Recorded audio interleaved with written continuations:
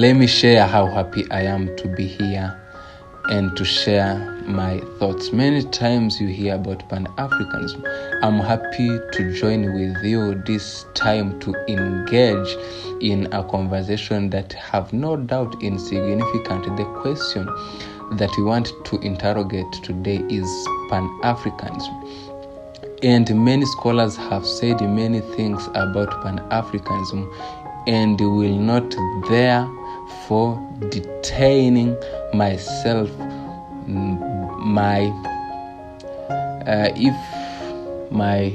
defining what Pan-Africanism is. When we are talking about Pan-Africanism, we are talking about mental, moral, and cultural consciousness, which recognizes our Africanness and need for Africans, whether in the mother continent or in the diaspora, to work together as a unit for the purpose of realizing what is in the best interest of the African peoples. Unity is the only salvation and the only immunity that we can have if we are to protect ourselves against other civilizations. The late President of Tanzania, Julius Kambarage Nyerere, delivered a speech on 6th of March in 1997 during the 40th anniversary in Accra, Ghana. He was being invited to deliver a speech about African Unite. Mwalimu said, when we think about Africa, we are united by the fact that over the centuries we were hunted down as slaves, and after we have enslaved for 400 years, we will colonize that our enslavement and our colonization become the glory of other civilization, and reminded his audience that in the month of February in 1994, the process of liberation had been completed with the conquest of the Nkrumah had been right in demanding in 1957 that Africans had to unite. Let's back to the history. All of us will remember that the first person who came up the idea of Pan-Africanism is Sylvester Williams Henry, was in the year of 1897 when that great Tridenian Convent of African Association, later to be called a Pan-African Association. But even Williams had been animated by the early works of Marcus Mosiah Garvey. You will remember in the 1820, Marcus Mosiah Garvey had started his movement back to Mother Africa in 1912. He formed a black nationalist organization called UNIA, Universal Negro Improvement Association and African Committees League. And he was telling the African that we must go back to our mother continent, regardless of which countries we came from. Modern Pan-Africanism began around the start of the 20th century. The African Association, later renamed the Pan-African Association, was established around 1897 by Henry Sylvester Williams, who organized the first Pan-African Conference in London in 1900.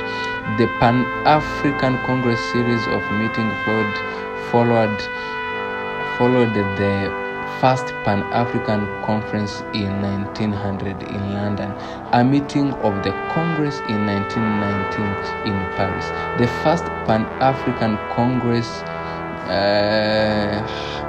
in 1921.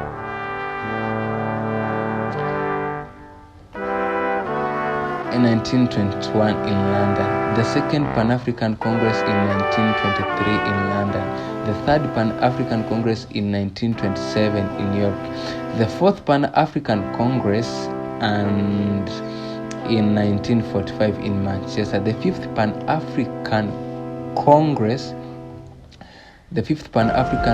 advanced the issue of decolonization in Africa. The Fifth Pan-African Congress was a significant gathering which brought together anti-colonial activities from the African continent and the diaspora. Women such as Amy Ashur Garvey and Amy Jacques Garvey helped to organize the Congress meeting and played a crucial role in the conference. With the independence of Ghana in March 1957, Kwame Nkrumah was elected as the first Prime Minister and President of the States. Kwame Nkrumah emerged as a major advocate for the unity of independent Africa. The Ghanaian president embodied a political activist approach to Pan-Africanism as he championed the quest for regional integration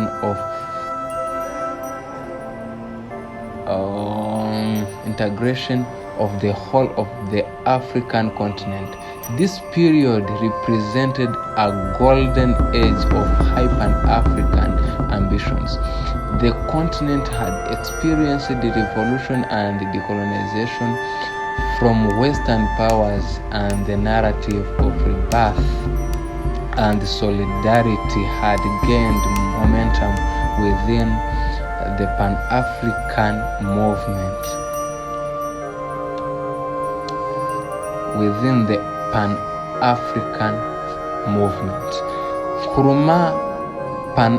Nkrumah's Pan-African principles intended for a union between the independent African states upon a recognition of their commonality, suppression under imperialism.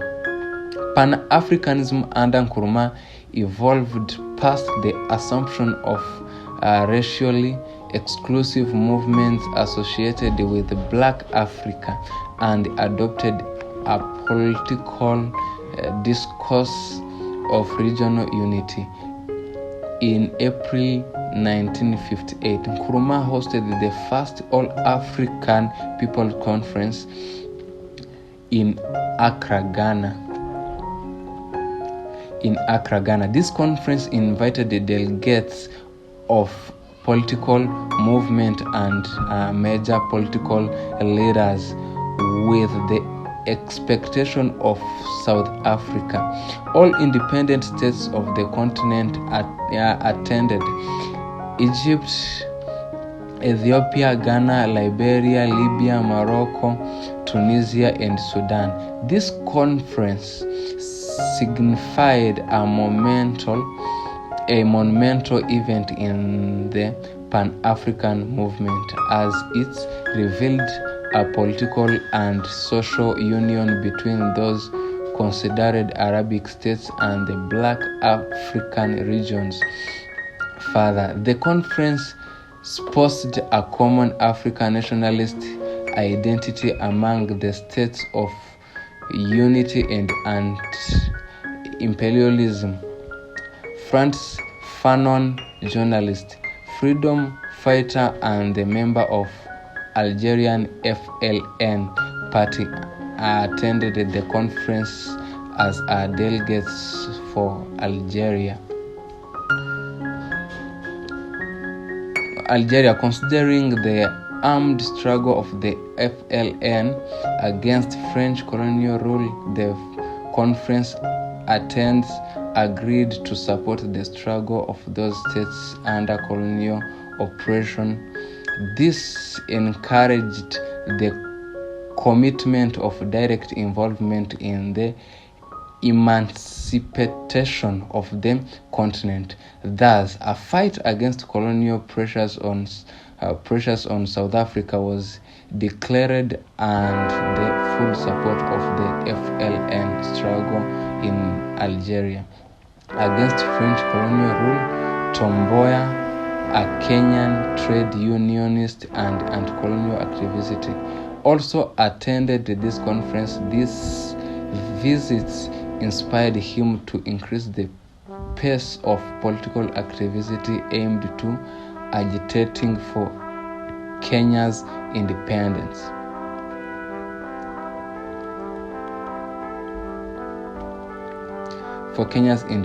In the year following, in 1958, Accra Conference also marked the establishment of a new foreign policy of non-alignment between the US and the USSR, and the will to establish an African identity in global affairs by advocating unity between the African states on national relations.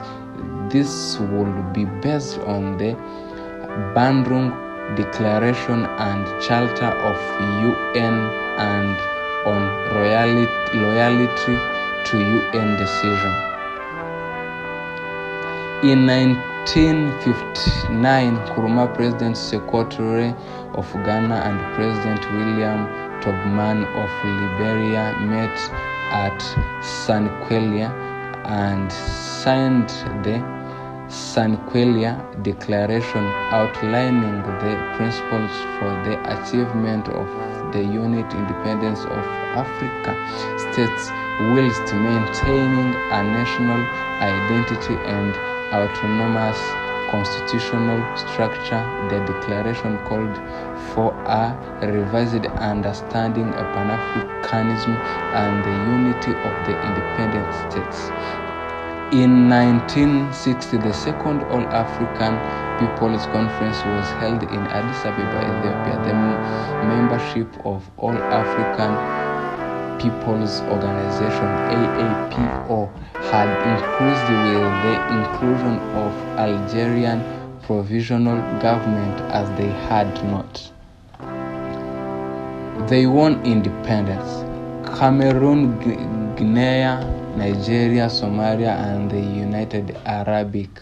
The conferences highlighted diverging in ideologies within the movement, as Nkrumah called for a political and economic union between the independent African states gained the little agreement. The disagreements following 1960 gave rise to rival functions within the Pan-African movement, the Casablanca bloc and the Brazzaville bloc. In 1962, Algeria gained independence from French colonial rule, and Ahmed Ben Bella assumed presidency. Ben Bella was a strong advocate for Pan-Africanism and African unity following the FLN's armed struggle for liberation. Ben Bella spoke at the UN and espoused for independent Africans' role in the providing military and financial support to the African liberation movements, opposing apartheid and fighting Portuguese colonialism in search of a united voice. In 1963, at an African Summit conference in Addis Ababa, Ethiopia, 32 African states met and established the Organization of African Unity, OAU. The creation of the OAU Charter took place at this summit and defines coordinated efforts to raise. Thank you.